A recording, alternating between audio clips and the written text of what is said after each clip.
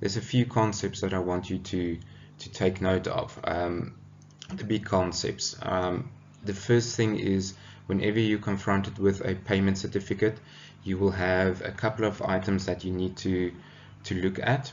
Firstly, you have to know that each payment certificate is basically a measurement of all of the works. So you're measuring all of the work for a particular payment certificate, and then after that you subtract the previous payment certificates that you've measured. So you measure everything in full and you subtract everything from your previous payment certificates from this payment certificate.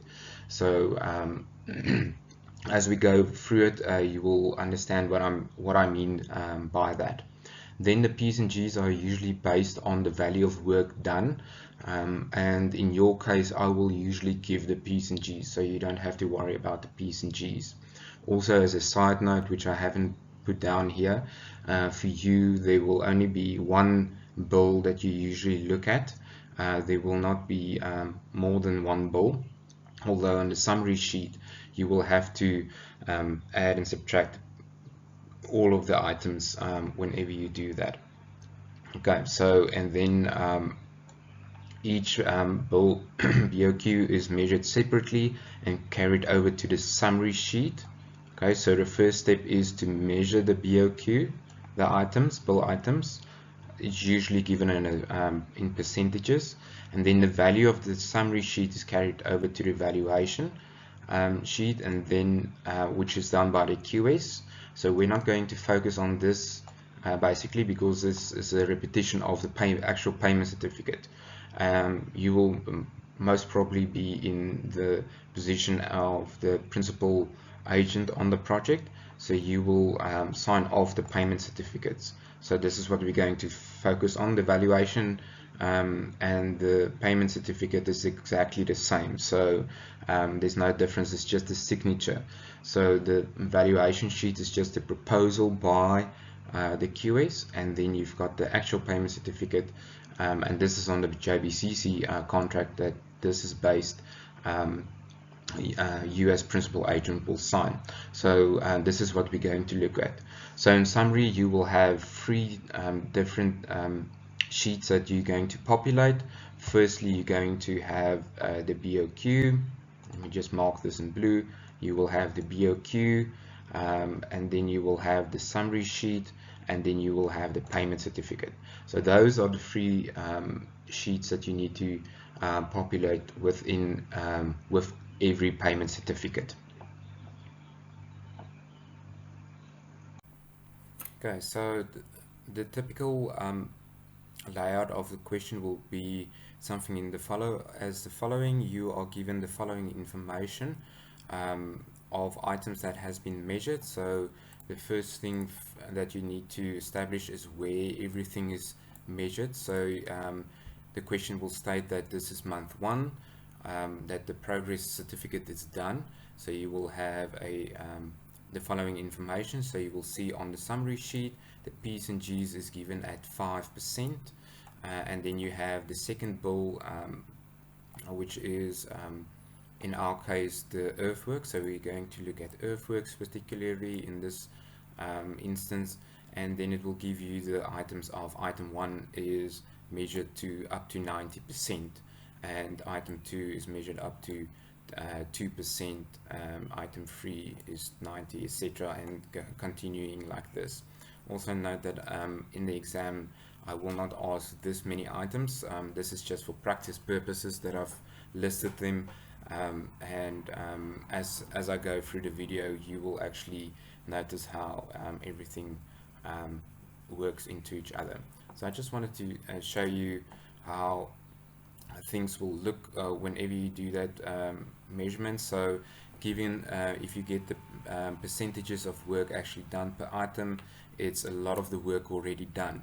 So I've added here a item here on the measurement. So I just made a bit of a mistake. This should be in length. So take for instance if we've got a simple building layout like we've got here. So after month 1 they've done all the trenches, and you need to measure everything that they have that has to be paid to the contractor. So we're busy with earthworks. So if we go to our earthworks, we basically measure the amount of work that's done. So usually you've got a set of photos and some measurements that you've done. For instance, you might have the measurements of the depth of the actual excavations, the width of the actual excavations, etc. Then you can go back to the drawing and actually measure it on the drawing as well. So I'm just going to do a quick measurement of the building. So we're measuring the strip footing. Please don't, this is not how it's usually done, so I just want to show you for practical purposes. So this is typically what we do. You've got your existing drawing, and then you measure the amount of strip footing that has been excavated. So I'm just going to take the exterior walls and do the measurement for that. Okay, and then take it over to our BOQ. Okay, so we've got our exterior strip footing. Let me just correct that one.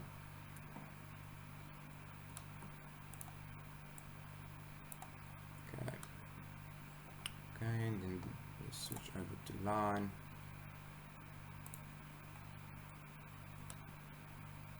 So I'm just working from a drawing which isn't that accurate. Usually if the line settings and everything is in place, then one doesn't have this problem of actually using the snap tool.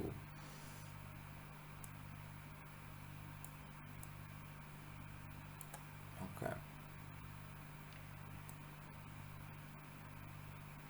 there we go. Okay, so we've measured 57 meters of strip footing for our building. So now what we can do is we can calculate and go to our bill of quantities and see how much actually has been measured, and then calculate the percentage of work actually done. So in the next little section we'll actually look at that. So this is typically what the QS does. He goes to site and he measures all the work, and he measures the actual work done. He compares it to what he's measured in the BOQ and calculates the percentage of how much work for that particular item he can actually use. So this is just a very quick introduction to how that works, how the percentages is actually calculated.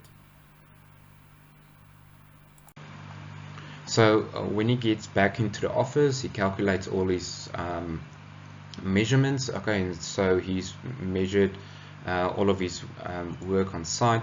Okay, the P's and G's I'll get to just now. So in his bill item, you will see there will be sections. I'll explain the sections now when I get into the actual payment certificate. So you will have your section 1, bill 1, which is our earthworks in this case. Item 1 we measured, for instance, now external. We'll get, when we get to the BOQ, we will actually see which bill of this or which item this is actually. So we've measured the exterior strip footing and we established that 90% of the strip footing has been done. Then you go to item 2, which is your maybe your backfill back into the trenches or so, and you've measured 90%. So all of these percentages will be given to you, so you don't have to worry of actually going and measuring all of these items. For me, it's more important that you know how it works, what the concept is of how a payment certificate is actually done. So okay, so all of these items up to item 30 has been measured, and then now in the next little slide we'll actually get into the payment certificate.